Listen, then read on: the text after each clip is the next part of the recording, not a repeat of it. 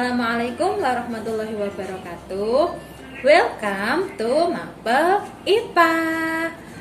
Nah, pada hari Rabu kita bertemu lagi untuk belajar IPA. Nah, kali ini anak-anak kelas 9 MTS Matoli Bu Longgo belajar bersama dengan Bu Ais. Oke, kemarin anak-anak sudah belajar dengan Bu Rida tentang pembelahan sel. Ayo, ada berapa pembelahan sel? Ada 2. Yang pertama yaitu pembelahan sel mitosis sama pembelahan sel meiosis. Nah, kemarin dikasih tugas untuk mencari perbedaan pembelahan sel mitosis dan meiosis. Nah, anak sudah mengumpulkan tugasnya ya. Di sini Bu Ais akan membahas sebentar tentang perbedaan pembelahan sel mitosis dan meiosis. Nah, yang pertama, tempatnya. Kalau pembelahan sel mitosis terletak pada sel somatis atau sel tubuh secara umum. Kalau yang meiosis letaknya pada sel kelamin. Sekarang tujuannya. Kalau pembelahan mitosis tujuannya adalah untuk pertumbuhan dan pengganti sel yang rusak. Maksudnya pengganti sel yang rusak ini misalnya kalau anak-anak terluka, kan nanti lukanya bisa menutup sendiri, itu termasuk pembelahan mitosis. Kalau meiosis tujuannya untuk apa? Yaitu untuk membentuk sel kelamin, betul. Untuk pembelahannya, kalau mitosis ada 1 kali pembelahan, yaitu pakmat, seperti yang dikatakan Bu Rida, yaitu profase, metafase, anafase, dan telofase. Kalau pembelahan meiosis terdapat 2 tahap pembelahannya, yaitu ada meiosis 1 dan meiosis 2. Kemudian hasilnya, kalau sel mitosis menghasilkan 2 sel anakan identik. Kalau yang meiosis menghasilkan 4 sel anakan yang berbeda sifatnya. Dan sifat anakannya, kalau mitosis sifatnya diploid, kalau meiosis sifatnya haploid. Nah, gimana? Betul semua jawabannya? Insya Allah betul semua ya. Kemudian pada pertemuan kali ini kita akan membahas apa sih? Nah, pertemuan kali ini kita akan membahas sistem reproduksi manusia, yaitu kita ke lebih subbab, yaitu organ reproduksi pada laki-laki. Jadi anak-anak, video pembelajaran kali ini emang untuk belajar ya. Jadi memang sudah saatnya anak-anak itu tahu fungsi dari organ reproduksi itu gimana sih, dan bagiannya apa saja. Tuh. Apa yang akan kita pelajari tentang organ reproduksi pada laki-laki? Indikatornya yaitu nanti yang pertama. Nah, indikator pembelajarannya yang pertama, kita akan mengidentifikasi organ penyusun sistem reproduksi laki-laki. Nah, ketika kita tahu organnya apa saja, kemudian yang kedua kita harus tahu fungsinya, fungsi dari masing-masing organ tersebut. Yang ketiga, nah, kan anak-anak biasanya kan sudah berhitan semua kan? Pasti anak-anak harus tahu manfaat berhitan itu apa. Kemudian yang keempat, kita akan dapat mengidentifikasi proses pembentukan sperma, atau nama lainnya adalah spermatogenesis. Oke, lanjut. Nah, sini sudah ada peta konsepnya. Nah, untuk alat reproduksi pada pria ini sendiri secara umum dibagi menjadi 2. Yang pertama organ, nah di sini organ reproduksi. Yang kedua adalah kelenjar. Nah, si organ reproduksi ini sendiri dibagi menjadi 2. Ada organ bagian dalam dan ada organ bagian luar. Nah, sama dengan namanya, kalau organ bagian dalam ini ada di dalam organ tubuh, jadi tidak kelihatan kalau dari luar. Kalau organ luar ini di luar tubuh yang bisa kita lihat dengan mata. Seperti itu. Nah, dan kelenjarnya ini nanti ada kelenjar apa saja sih di alat reproduksi pria? Lanjut. Nah, di sini ada organ reproduksi pada laki-laki. Gambarnya seperti ini. Nah, ini belum dikasih nama organnya sama Bu Ais. Nah, anak-anak sekarang belajar semua ya di sini sama-sama. Yuk kita perhatikan yang bagian A. Di sini. Ini adalah penampang kalau dilihat dari samping. Bagian A ini, bagian A ini adalah namanya penis. Fungsinya penis adalah sebagai organ, sebagai alat kopulasi. Alat kopulasi yang menyalurkan sperma ke vagina, seperti itu. Nah, si penis ini termasuk organ reproduksi bagian luar. Nah, kemudian yang kedua, nah, sini bagian B, ini anak-anak bisa memperhatikan bagian B ini. Bagian B ini namanya apa sih Bu? Namanya adalah testis. Nah, ini bagian B bisa dilihat. Nah, kira-kira testis fungsinya apa? Testis ini fungsinya adalah sebagai penghasil atau yang menghasilkan sperma dan hormon testosteron. Bisa diingat-ingat, namanya testis. Dia fungsinya menghasilkan sperma dan hormon testosteron. Untuk selanjutnya adalah bagian C. Ini bisa dilihat C ini sebelah ini. C. Nah, C ini apa sih namanya? Nah, si C ini namanya adalah skrotum. Skrotum ini merupakan lapisan kulit yang berkelok-kelok yang fungsinya adalah membungkus testis. Nah, dia fungsinya apa sih Bu? Kok dia membungkus testis? Fungsinya adalah menjaga suhu testis agar pas untuk produksi sperma. Seperti itu. Nah, jadi ini yang warnanya kuning ini adalah termasuk organ luar. Nah, yang putih nanti termasuk organ dalam. Jadi, penis dan skrotum ini adalah organ reproduksi luar, sedangkan testis sudah termasuk organ reproduksi dalam karena tidak bisa dilihat dari luar. Selanjutnya, setelah testis yang D. Yang D namanya apa? Kira-kira. Nah, di atas testis ini ada sebuah saluran seperti ini atau sebuah kantong seperti ini. Nah, ini namanya adalah epididymis. Nah, epididymis fungsinya adalah sebagai tempat penyimpanan sperma sementara dan juga sebagai tempat pematangan sperma. Nah, ini ya, yang epididymis itu yang ini. Selanjutnya setelah D, setelah epididymis, di sini ada sebuah saluran antara epididymis yang menuju ke sini. Ini salurannya ini.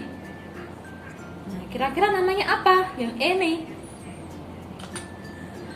Namanya adalah saluran ini namanya adalah vas deferens. Nah, vas deferens ini fungsinya apa sih Bu kira-kira? Kan tadi setelah sperma ini diproduksi di testis, kemudian dimatangkan di epididymis, kemudian si sperma ini dibawa atau berjalan melalui saluran vas deferens. Jadi fungsinya saluran vas deferens ini adalah sebagai saluran yang menghubungkan antara epididymis dan saluran ini, kelenjar ini. Kira-kira nanti namanya apa ya kelenjar yang G ini? Setelah vas deferens ini, yaitu kita ke bagian yang F. Di sini bagian F ini namanya adalah di dalam penis ini. Bagian F ini namanya adalah uretra. Fungsinya uretra ini adalah sebagai jalannya, sebagai saluran tempat berlewatnya sperma dan saluran urin. Nah, kemudian yang G. Yang G ini apa sih? Ya, yang G ini setelah vas deferens tadi ya, setelah vas deferens ini, setelah vas deferens, saluran vas deferens ini akan menuju sperma menuju ke bagian G. Bagian G ini adalah namanya vesicula seminalis. Nah, si vesicula seminalis ini adalah merupakan kantung yang berlengkok-lengkok. Nah, fungsinya apa sih vesicula seminalis ini? Nah, vesicula seminalis ini atau biasa disebut dengan kantong semen. Nah, kantong semen ini fungsinya adalah tempat penyimpanan sperma. Nah, sebagai di vesicula seminalis ini. Kenapa sih kok warnanya biru? Karena warnanya biru ini yang termasuk kelenjar pada sistem reproduksi laki-laki. Nah, si dinding vesicula seminalis ini, ya dindingnya yang berkelok-kelok ini menghasilkan, nah, vesicula seminalis dindingnya ini menghasilkan makanan atau zat-zat yang bisa digunakan sebagai makanan untuk sperma. Karena bagaimanapun sperma itu adalah sel yang hidup. Kalau sel hidup itu pasti memerlukan makanan. Nah, si vesicula seminalis ini menghasilkan makanan atau kelenjar. Yang pertama adalah fruktosa, yang kedua hormon prostaglandin, dan yang ketiga adalah protein pembekuan. Dan anak-anak punya tugas dari Bu Ais, yaitu di rumah nanti bisa mencari fungsi dari kelenjar yang dihasilkan oleh vesicula seminalis. Jangan lupa ya, tugasnya yaitu mencari fungsi dari fruktosa, hormon prostaglandin, dan juga protein pembekuan yang dihasilkan oleh vesicula seminalis. Oke, selanjutnya setelah ini yang H. Ini apa sih yang H ini? Yang H ini ya. Yang H di sini namanya adalah kelenjar prostat. Nah, warnanya biru ya, berarti dia termasuk kelenjar. Kelenjar prostat ini dia menghasilkan, fungsinya menghasilkan cairan yang bersifat basah yang berfungsi menetralkan vagina dan juga berfungsi sebagai menetralkan residu yang semisal nanti di sini kan di uretra ini kan bisa dilewati urin juga. Nah, dia fungsinya adalah menetralkan ini urin yang bersifat basah, sisa-sisa urin atau residu yang bersifat asam ini dinetralkan oleh kelenjar yang dihasilkan oleh kelenjar prostat. Gitu. Yang selanjutnya, yang terakhir, yang I adalah kelenjar Cowper atau biasa disebut juga dengan kelenjar bulbouretra. Fungsinya apa sih kelenjar Cowper ini? Fungsinya dia adalah menghasilkan lendir atau kelenjar yang bersifat sebagai pelumas. Tuh, sebagai pelumas sperma ini. Jadi seperti itu ya, anak-anak. Jadi tadi sperma diproduksi oleh testis di sini. Di dalamnya ada namanya tubulus seminiferus. Nah, sperma diproduksi oleh testis, kemudian dimatangkan di epididymis. Kemudian dia berjalan di sini setelah sperma matang, dia menuju ke vesicula seminalis atau kantung semen melalui saluran vas deferens. Nah, di sini setelah dia di vesicula seminalis, si sperma di sini, kemudian dia setelah ejakulasi, si sperma akan keluar menuju saluran ejakulasi. Nah, anak-anak perlu diketahui di sini tuh ada yang namanya saluran ejakulasi di sini. Kemudian si sperma ini saluran ejakulasi, sperma akan masuk ke uretra dan akan keluar melalui penis. Di situ secara umum penjelasannya bisa dipahami. Diulangi ya, coba. Oke, yang A tadi apa namanya? Penis, betul. Yang B namanya apa? Yang B ini testis, betul. Kemudian yang C di luar testis ini yang membungkus testis, sebuah lapisan atau sebuah kulit yang berkelok-kelok, lekok-lekok, ini namanya adalah skrotum. Yang selanjutnya yang D ini di atas testis ada sebuah kantung namanya epididymis, betul. Kemudian yang E ini tadi saluran yang menghubungkan antara epididymis dengan vesicula seminalis, tadi namanya apa? Vas deferens, betul. Kemudian yang F namanya ini saluran yang di sini tadi sebagai keluarnya saluran urin dan sperma, namanya adalah uretra. Kemudian yang G di sini ada sebuah kantung yang berlekok-lekok, tempat kantung sperma atau kantung semen, namanya adalah vesicula seminalis. Kemudian yang H, ayo namanya apa tadi? Kelenjar prostat. Dan yang terakhir I adalah kelenjar Cowper atau bulbouretra ini. Jadi di sini dari gambar ini bisa diketahui ya anak-anak, kalau yang warnanya kuning ini termasuk organ bagian luar, yang warnanya putih termasuk organ bagian dalam, dan yang warnanya biru termasuk kelenjar yang ada pada organ reproduksi laki-laki. Oke, siap, lanjut ya. Nah, ini adalah tabel fungsi-fungsi dari organ tadi. Ada fungsinya masing-masing. Nah, kita masuk ke hitan. Anak-anak pasti di rumah sudah tidak asing dengan kalimat hitan, dengan kata hitan ya. Kira-kira fungsinya apa sih? Hitan itu apa sih? Nah, hitan adalah proses pemotongan atau penghilangan bagian yang berbentuk lipatan kulit yang terletak pada ujung penis atau disebut kuluk atau prepuce. Nah, jadi hitan ini adalah proses pematangan atau penghilangan. Kalau pasti anak-anak tahu, khususnya ini yang cowok-cowok pasti tidak asing lagi ya. Jadi bagian bawah yang berbentuk lipatan kulit itu kalau ketika anak-anak hitan itu dibuang melalui operasi kecil. Nah, penghilangan atau pemotongan bagian yang berbentuk lipatan yang terletak di ujung penis. Bagian ujung ini yang dipotong, ini adalah kuluknya. Kemudian kira-kira fungsinya apa sih manfaat hitan? Yang pertama, mengurangi resiko infeksi saluran kemih. Yang kedua, mengurangi resiko kanker penis. Dan yang ketiga adalah mengurangi resiko terinfeksi penyakit menular seksual. Jadi penyakit menular seksual ini nanti banyak sekali jenisnya. Dan pada pertemuan yang akan datang, kita akan membahas lagi. Ya, sudah tahu ya apa itu hitan dan manfaatnya? Selanjutnya, kita akan membahas tentang spermatogenesis. Apa sih Bu spermatogenesis itu? Nah, spermatogenesis adalah proses pembentukan sperma dari sel. Awalnya si sel sperma itu sendiri. Ini prosesnya. Nah, jadi ini adalah gambar testis. Tadi testis fungsinya apa?